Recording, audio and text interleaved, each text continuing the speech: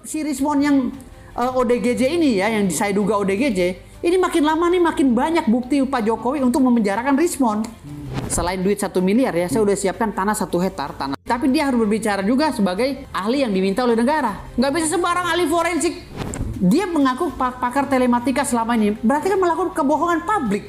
Dia tidak punya sertifikasi. Saya udah mensomasi Rismon. Insya Allah minggu depan juga saya akan somasi sekali lagi, baru saya laporkan dia. Ngaku-ngaku profesor tapi ngomong Rafli Harun ini provokator, wakilnya Amin Rais. Luar biasa. Siap. Tetap semangat ya ini. Semangat dong. Membela Pak Jokowi dan Pak... Membela Pak Prabowo, Pak Jokowi, membela negara dari kalangan ODGJ. Siap. Merah putih ya? Merah putih. Okay. Saya malah mau nyiapkan 10 miliar minggu depan. Oke. Ya, saya bawa uang 10 miliar cash minggu depan. Kemarin kan 1 M. Kemarin sebenarnya bukan 1 M. Kita ambil 600, ternyata nggak bisa diambil lagi, baru bisa besoknya gitu. Jadi rencananya 10 miliar di minggu depan. 10 miliar ini nih? Ya, saya mau gabruk cash 10 miliar. Kasih langsung ke nih Pak Rismon? Bertarung dulu dengan kita. Gitu. Iyalah, kalau menang dia 10 miliar. Berarti Pak Rismon harus siapkan juga uang yang sepadan 10 miliar gitu? Iya, enggak, taruh di muka. 2 kali lipat dia. Harus 2 kali lipat? 20 miliar. Kenapa harus 20 miliar? Ya karena kan kita memberi sanksi kepada dia karena udah bikin gaduh, merusak usaha orang kan gitu. Akibat permasalahan ini akhirnya ekonomi bangsa kan keganggu nih, keganggu di saat ya, ekonomi dunia sedang terganggu, ditambah lagi hiruk pikuknya si Rismon bagaikan nuklir yang berisi uranium nih muter meledak enggak gitu. Jadi kita was-was tuh. Jadi daripada kita was-was mending kita meledakin aja sekalian gitu. Ini seperti apa? Petir ya? Kayak iya, lebih dari petir. Makanya sebenarnya efek domino dari perbuatan Roy Suryo dengan si Rismon, Dr. Tifa segala itu. Ya. Jadi ini semuanya efek dominonya sangat parah sekali, sangat negatif karena semua kritikan mereka itu tidak mendasar. Dan mereka siapa di bangsa ini? Nggak punya legalitas. Kalau mau kritik di bangsa ini harus punya legalitas dong. Karena dasarnya konstruksi hukum yang terbentuk ini, mulai dari Undang-Undang Dasar 1945 sampai ke Undang-Undang itu jelas turunannya. Yang menjadi turunan Undang-Undang Dasar 45 nomor pasal 28 ya tentang kebebasan dalam berpendapat. Kadang-kadang kan masyarakat Indonesia ini kan salah menafsirkan Undang-Undang Dasar 1945 tentang kebebasan berpendapat.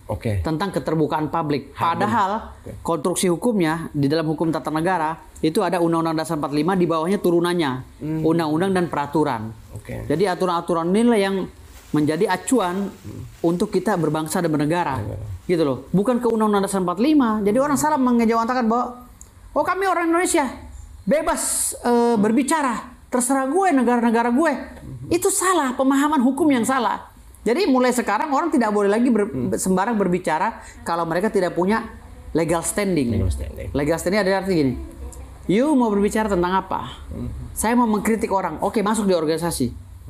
Organisasi apa yang mengkritik itu? Kamu mau mengkritik tentang apa? Keuangan. Cari LSM tentang keuangan. Tidak hanya persoalan kapasitas saja. Tidak kapasitas. Saya warga negara berhak berbicara. Tidak. Sekarang sudah diatur semuanya. Apalagi mengaku sebagai ahli. Ahli forensik harus berbicara masalah forensik, tapi dia harus berbicara juga sebagai ahli yang diminta oleh negara. Nggak bisa sembarang ahli forensik. Ahli forensik kagak ada kompetensinya, nggak ada uji kompetensi, nggak ada sertifikasi. Sama negara itu. Oh enggak. Jadi dia ahli forensik yang ada di kolong jembatan. Gitu loh. Jadi waktu dia tidur di kolong jembatan bangun tahu jadi ahli forensik. Jadi pakar telematika. Jadi ini gembel mengaku ahli forensik. Gembel mengaku ahli forensik. Ya, gembel yang hina dina mengaku ahli forensik. Nah, gitu. Bung Firdaus melihat ini kan itu Undang-Undang Keterbukaan Publik itu Undang-Undang nomor 14 kalau nggak salah ya. KIP, Keterbukaan Informasi Publik kalau nggak salah Undang-Undang nomor 14 ya. Jadi ada poin-poin yang dijelaskan dalam Undang-Undang KIP itu termasuk turunannya bahwa keterbukaan publik itu untuk kebijakan. Untuk kebijakan. Kebijakan anggaran, peraturan dan lainnya. Jadi artinya di sini hanya untuk kebijakan. Misalnya kebijakan yang dianggap salah kepada pejabat yang sedang memerintah, boleh menggunakan Undang-Undang KIP. Tapi yang berkaitan dengan dana APBN, APBD dan kebijakan publik. Tetapi kalau urusan pribadi, jasa orang mau diuyak-uyak, mentang-mentang dia mantan pejabat mau diuyak, nggak bisa masuk Undang-Undang KIP.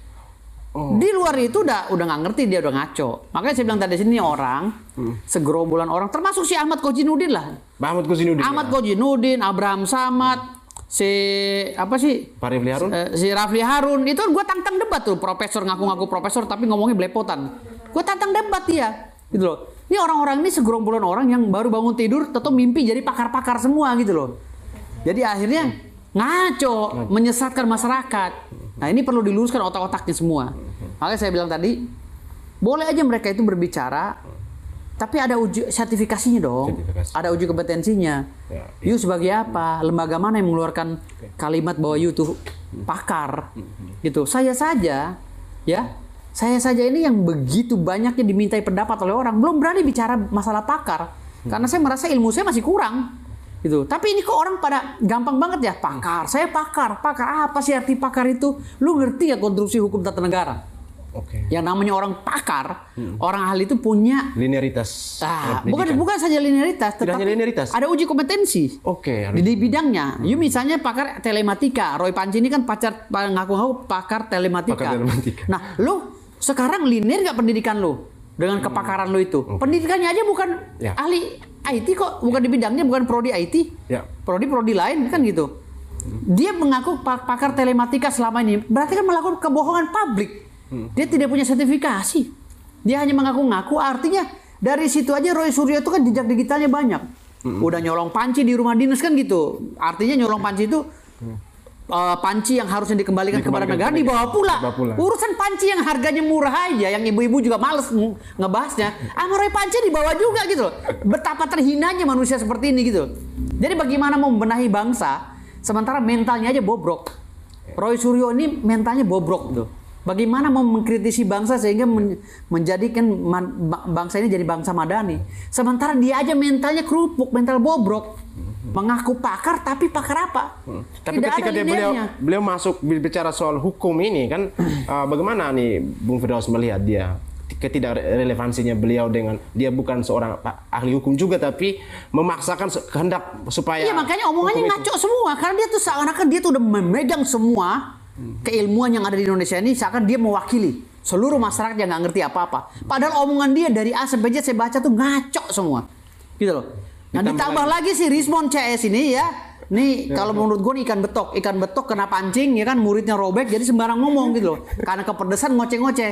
Jadi ini ikan betok ini ya kan sembarang ngomong, bicara bla bla bla bla bla bla. Saya pakar forensik.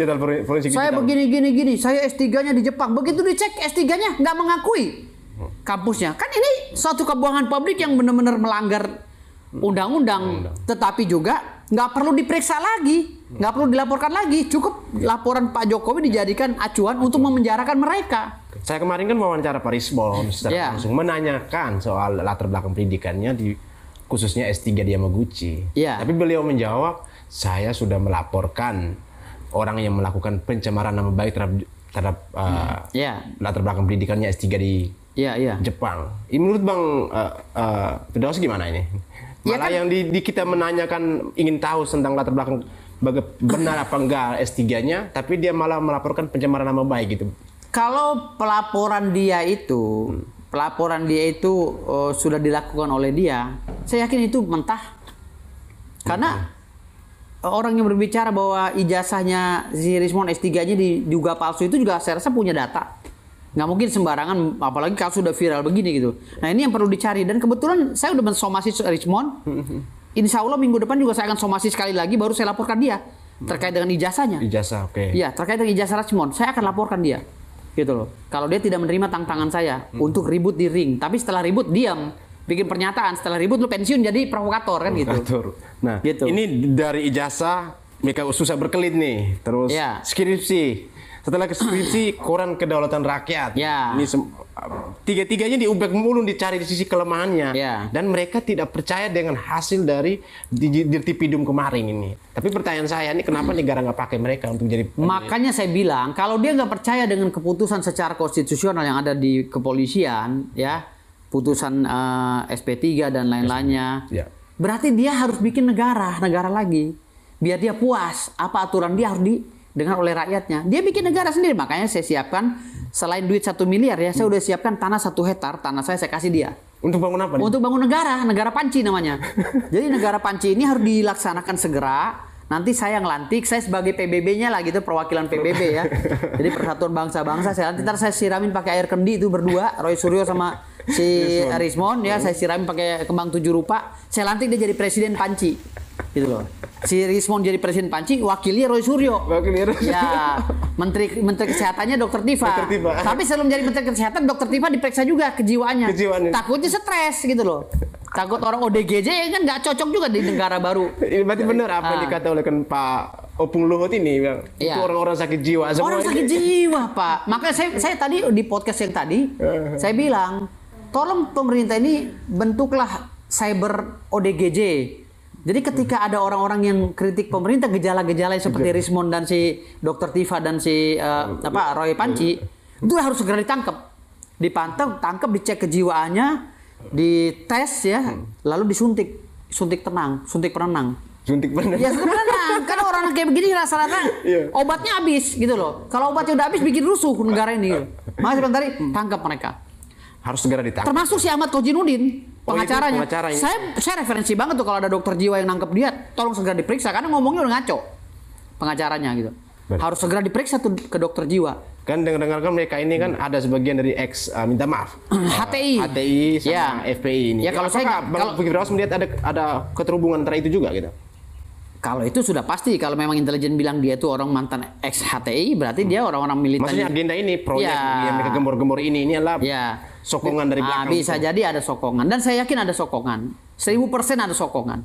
Berarti gitu Bang Firdaus melihat kalau melihat kemarin Bang Rismond bertemu dengan Habib Rizik nih. Ini apa tanggapan Abang? Cium tangan lagi nih. Oh, kalau saya nggak ikut campur kalau Habib Rizik.